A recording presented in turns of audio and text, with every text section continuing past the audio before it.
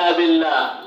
সম্মানিত হাজরিন, আমরা কুরবানি সম্পর্কে অনেক কথাই শুনেছি, তবে একটি কথা বলে সর্বশেষ যেটা শেষ করব, আলোচনা আমাদের যাই হোক না কেন, আল্লাহ তাআলার পবিত্র কোরআনুল কারীম বলেন, ইন্নামা তাকাব্বালাল্লাহু মিনাল মুত্তাকিন।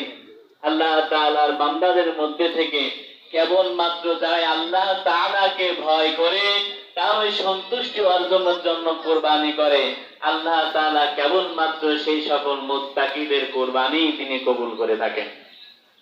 এজন্য মুত্তাকি হওয়ার জন্য আমরা চেষ্টা করি।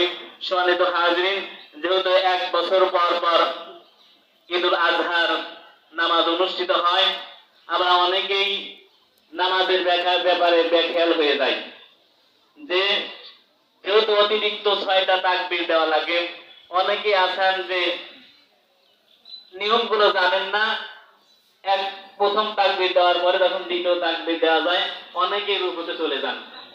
আবার তার পাশে দক্ষিণ দিকে, আবার উত্তর দিকে দেখে যে কেউ নাই, আবার উঠে যায়। এরকম কিন্তু অনেক মানুষ করেন, জানি।